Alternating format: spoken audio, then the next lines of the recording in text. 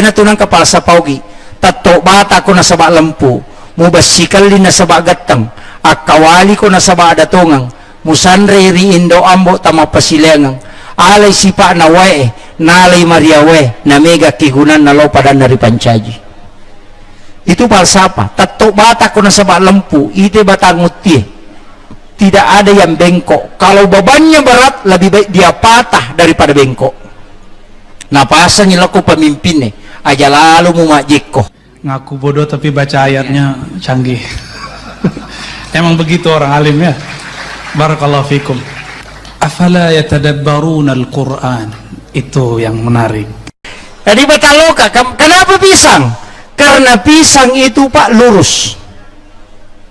Angka galoka majiko. Hah? Ada pisang bengkok. Batang pisang bengkok tidak ada toh? Yana tunang kapal sa paugi. Tato bata ko na sabak lampu. Mubasikal din na sabak gatang. Akawali ko na sabak datungang. Musanre riindo ambo tama pasilengang. Alay sipa na wae.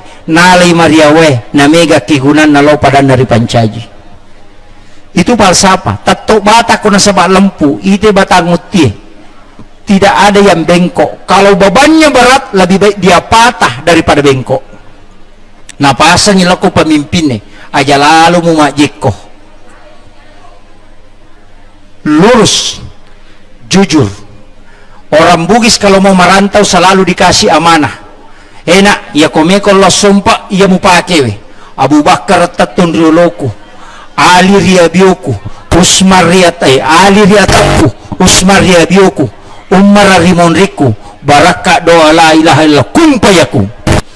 Banyak orang pakai ini sebagai baca-baca, padahal orang tua ulama kita dulu mengatakan angka pakaiannya denak kadang ka baca-baca.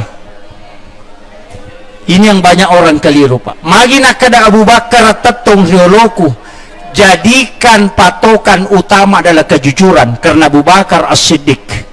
Magina Ali sebelah kanannya karena Sayyidina Ali itu adalah agamanya kuat, maka agama mesti di tangan kananmu. Kenapa Utsman di sebelah kiri? Karena rezeki itu ada di sebelah kiri. Dahulukan agama, rezeki akan ikut. Kenapa Umar di belakang? Jadikan keberanian sebagai sandaran. Yana tu nak kadang ka pakaiannya, dia nak kadang ka baca-baca. Yo puhidi ibaca ko tumek jokka. Abu Bakar tatun duluku. Ali taturya toku, Usman tatulung, Umar tatulung, bakal aku bungu, mana pasaingan, pecingan cukup bola dan apa joka, bukan seperti itu. Ini karena tidak paham. Ini, iya, itu bukan baca-baca. Makanya orang Bugis itu kalau merantau Pak tiga, ujung lidah, ujung pedang, ujung kelamin, dan dia bisa menguasai seluruh Indonesia, bisa berada di mana-mana karena ini. Ujung lidah karena kehebatannya bicara. Ujung pedang nasabak beta. Ya kode na maca beta sisang. Kalau dia tidak berani deto na maca, maka dia pakai ujung kelamin. Dia akan menikahi bangsawan di situ. Sehingga dia menjadi tetua atau tokoh adat di situ. Itulah falsafah perantaunya orang Bugis. Makanya simbolnya Makassar itu badik. Itu simbol ujung. Itu falsafah. Makanya sebenarnya kita itu punya falsafah yang luar biasa, cuma kadang itu dilupakan. Makanya teman-teman tadi lo belajar seperti ini. Kenapa batang pisang nasabaya itu batang lokai malampu manang. Yang kedua, coba periksa pisang Pak. Pisang itu kalau berbuah, yang pertama kelihatan buahnya atau jantungnya. Kalau mau tahu pisang itu banyak sisirnya, periksa jantungnya. Kalau jantungnya besar, berarti sisirnya banyak. Kalau jantungnya kecil, berarti sisirnya sedikit. Apa maknanya? Kalau keikhlasanmu besar, maka hasilnya akan besar. Sebelum kau berbuat, dahulukan kalbu. Jangan hitung-hitungan. Ini kenapa pisang? Itu falsafahnya. Kemudian, pisang itu Pak, kalau tidak pernah berbuah kemudian ditebang, pasti menrek daun nama culi. Ini pisang yang di belakang ini belum berbuah, itu daunnya sudah mulai naik. Belum berbuah kemudian ditebang, tapi kalau sudah berbuah tidak akan naik. Apa maknanya? Pisang tidak mau mati kecuali dia mendatangkan hasil untuk seseorang. Khairun nasi anfa'uhum linnas. Itu falsafah. Nah, ini sudah dipesan anggota dewan, jangan tinggalkan kursimu sebelum ada tanda tangan untuk bantuan ke agama. Karena kau akan dimintai pertanggungjawaban. Jangan bilang, wah nanti pensiun bos baru aktif di masjid. Waduh, bagaimana kalau pensiun, kau gaji pensiun baru mau kau sedekahkan 5.000 sih. Kalau sementara menjabat, gunakan tanda tanganmu untuk bantuan ke pondok pesantren. Itu amal jariah. Kita kira orang yang belajar di pondok, orang yang mengajar di pondok itu besar pahalanya. Itu tidak. Masih lebih besar pahalanya orang yang bersedekah untuk bangunan pondok. Karena tidak ada yang ditempati anak-anak belajar dan tidak ada ditempati guru mengajar kalau tidak ada wadah yang ditempati untuk itu. Maka pahala murid belajar, pahala guru mengajar, dan pahala pengurus itu dikumpul baru dikasih kepada orang yang membangun di pondok itu. Orang yang mewakafkan hartanya untuk pembangunan pondok, orang yang mewakafkan hartanya, tanahnya untuk pembangunan pondok, itulah yang mendapatkan pahala berlipat ganda dibanding dengan pembina, guru-guru dan para santri yang ada di situ. Tesakamai cek de apalannya tu mas sumbangnya ku masigi, mas sumbangnya ku pesantrennya. Kong ke pesantren bangun pak, biar bantuan pemerintah, belikan semen, saya kasih bantuan juga supaya semennya melekat. Ada masjid dibangun, kasih bantuan semen supaya melekat. Kenapa? Man bana masjidan fid dunya banallahu lahu baitan fil jannah. Nigi bangun masjid okolino, lay bangun istana ko sulmonri na pong Allah Ta'ala. Ingat, orang yang bangun masjid pak, pasti ada rumahnya di surga. Kemarin saya ditanya, Pak Ustaz, ada orang di sini rajin bersedekah tapi tidak pernah sholat. Saya bilang, kalau rajin bersedekah tidak sholat, tetap ada hotelnya di dalam surga, cuma dia tidak masuk. Iya, karena Nabi cuma mengatakan dibangunkan istana di dalam surga, bukan masuk ke dalam surga. Kalau kau tidak punya kuncinya, mohon maaf, tidak bisa masuk. Itu rumahmu sana tapi tidak bisa masuk. Itu. Makanya saya mengatakan yang paling bagus juga selain membangun masjid, memelihara anak yatim. Apalagi sekolahkan. Di sini ada anak kita menghafal, Bu, yang tidak ada keturunannya, saya wasiatkan kalau tidak ada anak-anaknya, belum punya keturunan, cari anak kurang mampu yang menghafal di pondok ini. Kemudian kita yang danai dia. Kalau di hari kemudian dia akan tunjuk kita untuk masuk ke dalam surga. Bahwa ketika saya menghafal dulu di pesantren, dia yang mendanai saya ya Rasulullah. Masukkan sebagai hadiah untuknya. Itu yang kadang orang tidak hitung pak. Tapi mega tuh tahu mana maseke. Dia tuh gagok koy. Nggak ada jadi sini. Dia tuh anak-anak nah maseke tuh nih. Awe, cari orang miskin kau danai. 40 orang yang bisa dia beri syafaat. Masa dia tidak tunjuk? Itu dulu yang bayar waktunya sekolah kak. Bisa. Karena anak kita tidak mau menghafal. Karena takut makan lombok. Di pesantren itu pak, bukan tumbuk lombok, tapi tumbuk batang lombok. Iya. Makanya pesantren itu jangan terlalu mewah. Saya pernah itu berdebat dengan guru tak, langsung saya ditegur. Tuh kayak Mak Sanusi Dahlan dengan guru tak di Jombang, dia bilang, nak, pesantren itu tidak boleh terlalu mewah. Kenapa? Didik anak-anakmu menghadapi kemiskinan. Latih dia hidup miskin, tapi jangan miskinkan dia, tapi latih dia hidup miskin. Ketika dia menghadapi situasi sulit, maka dia tidak akan gentar karena dia sudah menghadapi keadaan yang lebih berat. Tapi ketika dia sukses nanti, dia juga tidak akan sombong karena dia ingat di masa-masa dia mulai merangkak.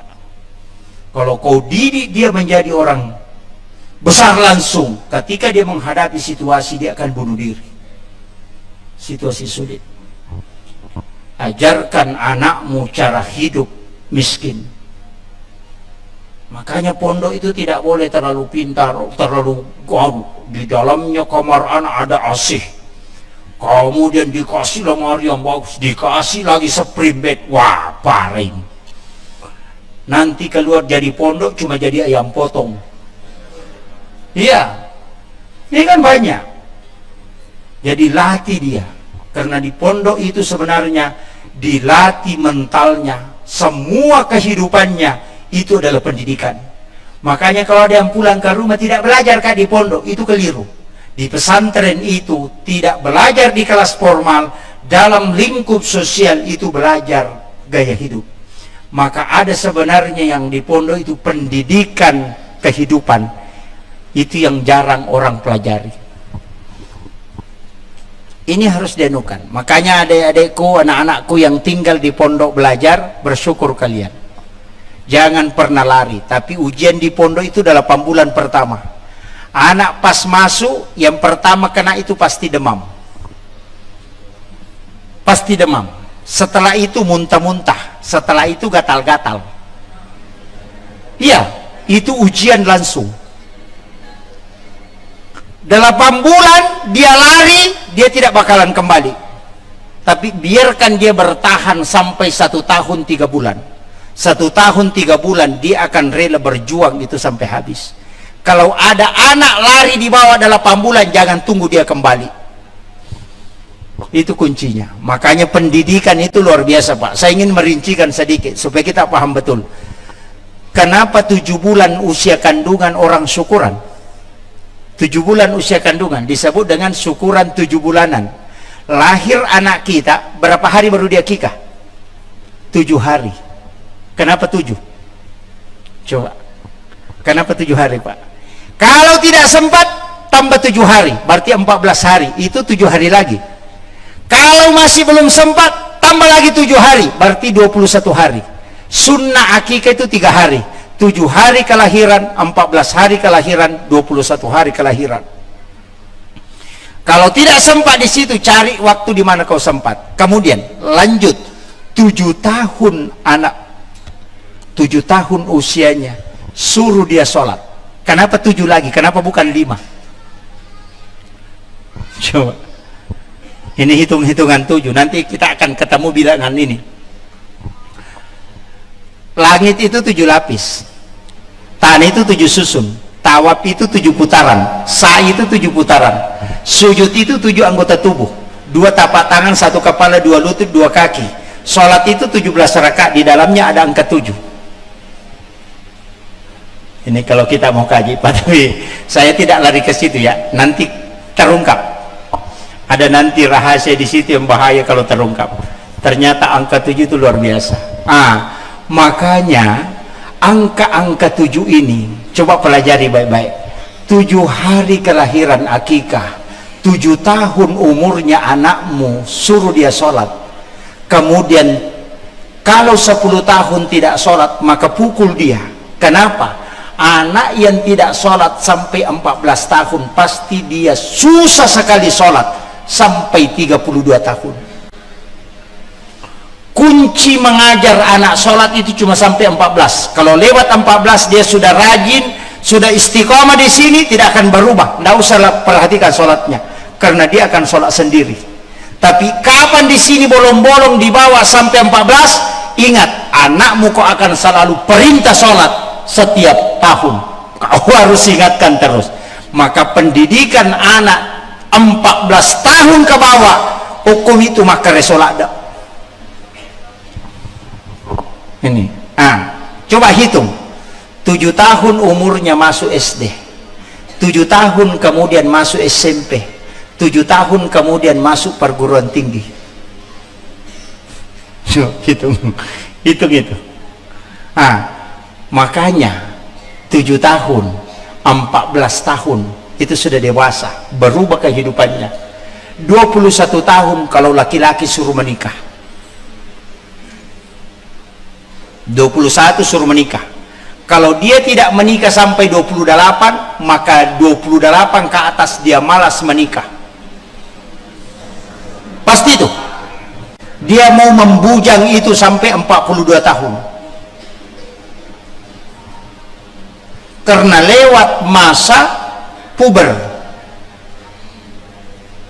Ini nih yang hitungannya Rasulullah. Kemudian ya ko dena bot tingok 20 si dilatu 22, nanti 29 sampai 35 dia menikah, maka lihat nanti umurnya sudah 57 tahun, anaknya baru masuk SD kelas 1.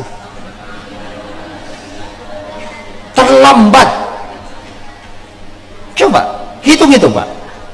Rasulullah itu sudah mempetakan, maka pendidikan Rasulullah, pendidikan agama itu pendidikan 7 tahun, kelipatan 7. Nah, disinilah diungkap ilmu hikmah. Sayyid Abdul Hamid Al-Qudsi itu ada kitabnya Kansun Najah wa Suruk. Aganasam ya kau angka tahu 28 tahun, lihat ekonominya. Kalau dia sukses sampai 42 tahun, berarti orang ini akan kaya ke atas. Tapi kalau ekonominya standar, di bawah 42 ke bawah, di atas 42, makotoman itu kehidupan letuk mati. Tidak akan mengalami peningkatan yang drastis. Jadi itu sudah slow. Jadi ya komeki mite itu berhasil ya wana 42. Ya nayasena na 42 aja na tak ada berhasil. Kenapa? Karena dia akan jalan normal. Jadi itulah orang yang ditakdirkan kaya, lihat di bawah umur 42. Yang ditakdirkan miskin, lihat di bawah umur 42. Yang ditakdirkan biasa-biasa, di situ juga dilihat. Maka di situ kuncinya. Coba taparesa negara kolaka. Itu sudah terhitung oleh ulama-ulama kita. Hukum itu, makanya kau nggak tahu nadapi patah pulau serata umuruna 53 tahun, suruh kurangi mengajar dunia, lebih banyak fokus mengajar agama, suruh melatih batinnya supaya lebih kuat. Kemudian tambah 7 lagi, suruh kembali ke kampungnya kalau orang merantau aja nanonro ke kampung atau sambung silaturahmi dengan keluargamu, sambung silaturahmi. Kalau dia tambah 7 tahun lagi berarti umurnya panjang. Kalau dia tambah 7 tahun berarti dia masih bisa tambah 7 tahun ke depan umurnya. Kalau di umur 7 tahun itu kemudian ada penyakit keras dia menimpa dia, kemudian visinya langsung drop, berarti kemungkinan besar dia tidak dapat 7 tahun berikutnya. Itu hitungan-hitungan ulama. Makanya taparesa ya letak geraya. Makanya Junaid Al-Baghdadi makadah nareko angka tau 40 ni tong umuruna na migamupi majae na jaman na yang madicing ni malabdimi ko mate ne kutuoy. Ini umur 77 Pak. Makanya orang tua dulu kalau dapat uang ada angka 77 terakhir, langsung apa dia bilang? Indo dinainya. Dia lipat itu. Agak nasam. Salamang kamu piye dia na capu diku cocok nih karena kau simpan ini kan tapaul. Tapi Aisyah mengatakan anna Nabi SAW yuhibbu tapaul, yaitu Nabi tanah pujilada masanusanongangi, cuma hati-hati ki nasabah yaitu sanusanongangi mak bali boleh si mama pak duai selain reka maki. Mana tapaulnya Nabi? Saya pernah duduk di hadapan guru tak Syekh Muhammad Nur, belajar kitab tentang akikah, tafaul dalam akikah, ada 17. Saya ingin kasih tahu satu-satu. Kalau mengakikah anak, usahakan di 7 hari kelahiran. Kalau tidak bisa, ambil di 14 harinya. Kalau tidak bisa, 21 harinya. Kemudian kambing ketika anak laki-laki, cukupkan 2 ketika engkau mampu. Usahakan sama besar. Kalau kambing tidak sama besar, maka anakmu tidak mampu berlaku adil ketika dia besar. Pasti makal asyid. Ya kumak bagi majeko, manca anggota dewan macam ceko. Iya, tidak bisa berlaku adil. Kalau perempuan, periksa kaki depannya kambingnya. Kaki depan kambing itu dari 10 kambing paling tinggi 4 kambing yang sama besar kaki depannya. Paresai sin raja ejeriolona, ya kumaraja cidi madani cidi, jangan pakai akikah untuk perempuan, karena pasti macece matu kumaraja. Coba Kemudian akikah anakmu dengan kambing, jangan remuk tulangnya yang melingkar bundar, dan jangan patahkan tulangnya yang memanjang. Aja tapulu ibu kunna, aja to tarappa ibu kunna malibue. Yang paling abdal, ambil isinya, kulitnya dipakai membungkus tulangnya, kemudian kita tanam supaya magai dena polo bukunna anak tanali sulori pamasena pong Allah Ta'ala. Itu jaminan, itu tafaul. Masak masakan akikah dengan bumbu yang manis, jangan pedis, supaya orang akan cinta kepada anakmu. Yo pwede itaro mapasse on rotoni to di kapillu bido cilin ako masigi. Itatak bukun na bembe tapi deto ni Andre hanya dipotong-potong. 160 potongan kambing sama persis dengan potongan tulang manusia, itu tidak lebih tidak kurang. Ia kumahake kaki aja tatarima pas solo.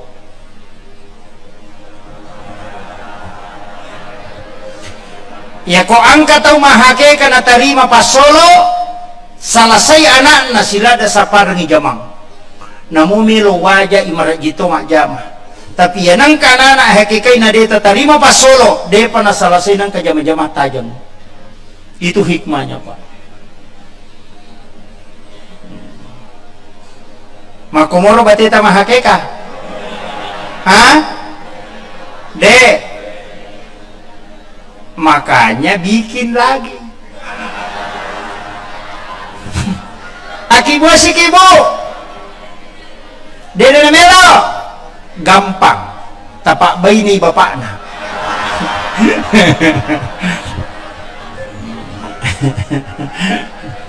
Ya, ajarkan ke anak-anak kita, ajarkan ke cucu-cucu kita. Kemudian Nabi mengatakan, cukur habis rambutnya anakmu, jangan kau sisa walau hanya selembar. Tapi kadang kita gunting sepotong, gunting sepotong, gunting sepotong, karena kita mengatakan jelek kelihatan kalau gundul. Ternyata di Perancis sudah ditemukan rambut awal bayi itu mengandung kurang lebih 4 juta virus, sehingga rambut bayi itu tidak pernah kering, selalu berminyak. Coba periksa kalau mau buktikan. Ambil rambut bayi biar 7 lembar atau 10 lembar, masukkan ke kelapa muda dengan yang ada airnya, 1 malam kita tutup, itu isi kelapa hancur, airnya akan mendidih. Kenapa? Itu virus yang terkandung di dalam rambut. Makanya Nabi minta cukur habis, jangan disisa walau hanya selembar. Makanya pelapis bayi itu pengamannya ketika dia lahir ada kulit hitam pelapis di sini. Wati-wati nasang yogi. Tapi ketika 7 hari dia akan terkupas dengan sendirinya, karena itu sudah isyarat, sudah bisa kau lepas rambutnya. Itu pendidikan yang luar biasa dan settingan Allah itu luar biasa. 7 tahun menjelang 7 tahun umurnya anak pasti makan licua. Nata tukang uluna napa naka urina mendre, kan begitu. Maka dia ini milau yadi. Padahal itu simron yang ada di kepala dari jendela johari, himigdala dan hipokampus. Karena darah harus masuk ke kulit otak, maka dia harus sujud supaya darah masuk. Maka disitulah anak yang sejak kecil dilatih sholat akan cerdas. Karena darah akan masuk ke otak, dan itu yang membuat orang cerdas. Itu sudah disetting khusus. Coba. Ini yang kadang orang Pak tidak pelajari. Cuma neneknya bilang, oh mau lagi dikasih adik, itu kepalanya turun nih. Ini padahal tidak paham. Nah, ini.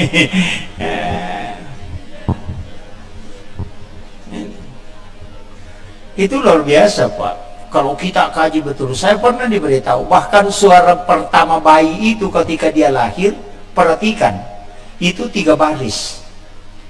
Ia komak barisi riase imalampe sungai. Ia komak barisi riawe maponcok sungai.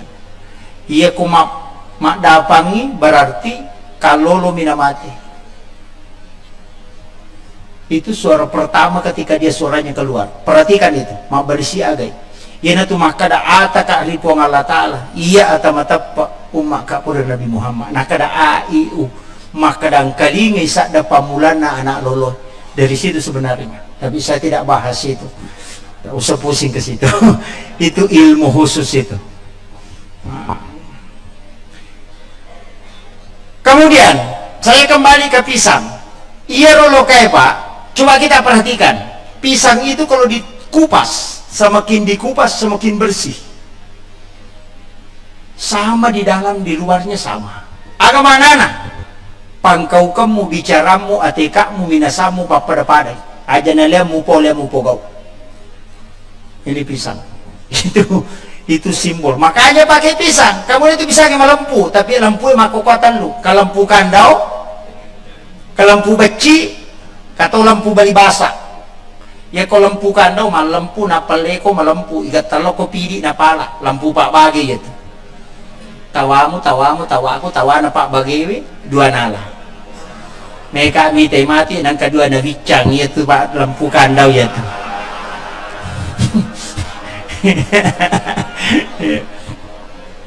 Isa-isa ke kandau toh agak sana sabit. Iya tuh sabit. Iya kui sorol lah yolo dia napala igat taloko pidi napapala. Coba. Yang kedua lampu beci, yaitu beci aku makompengi dia nama lampu, tapi aku ya sigat tangi malampu. Angka tahu mako tu Pak, ya nade di demo dia nama lampu. Itu ya tahu aku idemo ita pemasuman, nasa yang kamu tak aja nih, tapi aku mama koki nak kalah siang ni, lampu beci sananya. Angka tahu lampu bali basa. Iya aku bali basa diputar kemanapun pasti lurus. Ini tiasa lampu batang. Makanya harus lurus ya Pak. Tidak boleh bengkok-bengkok. Tapi sekarang itu Pak, kalau ada yang lurus dia secepat ditebang. Pada aja uko ala ya nang kaju liwa lampuna masih jadi tebang. Ya mak jekoi imun ripi. Nasabah ia tu melampui mereka jajina buat dia ala liri dan tampil di depan terus. Tapi emak jekoi kita bagi mata rumita mau ke dapuran. Makanya kalau ada yang lama menjabat tidak diganti-ganti, nah dia nama lampu mata rutu tamu onra ngepie. Itu ingat ada neraka di depannya menunggu. Makanya hati-hati Pak. Jangan coba-coba memakan makanan haram. Anak-anakku yang sementara menuntut ilmu di sini, jangan makan makanan haram. Saya pernah belajar tasawuf 1 tahun 8 bulan di Aceh sama guru tasawuf Muhammad Nur. Dia wasiatkan, nak, leng itu halala, leng mak barakah. Ya ko halala, may gamo mak barakah dia nasiaga. Napalin na ka ko tawe andre, ya ko dia na persilah ka ko aja mo andre. Ya ko napalin na halala, ya ko na persilah ka ko mak barakah ina. Kalau ini yang mau dipakai Pak, kalau ke pesta pernikahan orang tuangkan kopi baru dia pergi tidak ngomong-ngomong, kita akan haus. Berat. Yang kedua, ketika engkau singgah di warung, jangan coba-coba makan sebelum kau bayar. Bayar dulu baru makan. Karena kapan kau makan dulu baru bayar, di tugaga beda na loko mali buah po na tawi pura pimondre na pamilaw. Pesannya guru kita. Coba. Itu dalam tasawuf berat Pak. Jangan coba-coba singgah di WC masjid untuk buang hajat. Pantangan seorang sufi. Kenapa? Kau singgah gunakan sedekahnya orang untuk membuang kotoran. Coba. Kalau dalam fikih cuma makruh, Syafi'i mengatakan kalau mau selamat singgah di WC masjid buang hajat, berwudu dulu baru tinggalkan supaya kau melakukan sunnah tanpa melakukan makruh. Coba Syafi'i, itu dalam fikih. Tapi kalau tasawuf jangan coba-coba. Kayaknya ulama sufi itu kalau duduk dia bersikir dengan napas. Keluar dia baca Allah, dia tarik baca Muhammad. Makanya napasnya itu selalu ikut Allah, Muhammad, Allah. Sebenarnya itu berjalannya itu la ilaha illallah Muhammadur Rasulullah, tapi dia pakai Allah, Muhammad. Ketika dia berjalan, kaki kanannya mengatakan Allah, ketika dia angkat kaki kirinya dia ucapkan Muhammad ketika dia berjalan. Itu ulama yang menjaga sikirnya. Saya punya guru Pak Mursyid di Aceh itu, saya tidak bisa ikuti. Sandalnya saja dari rumahnya dia simpan di depan pintu pagar masjid. Tidak pernah masuk ke pekarangan masjid sandalnya, karena ada sandal khusus di dalam pekarangan masjid dia pakai. Saya pernah tanya, Pak Kiai, kenapa itu sandalnya sama-sama Ji?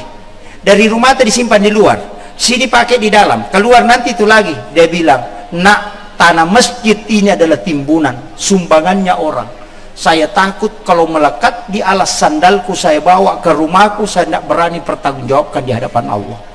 Coba kehati-hatiannya Pak. Ya ini pengetat nama sige bawar rewa. Kan yang banyak.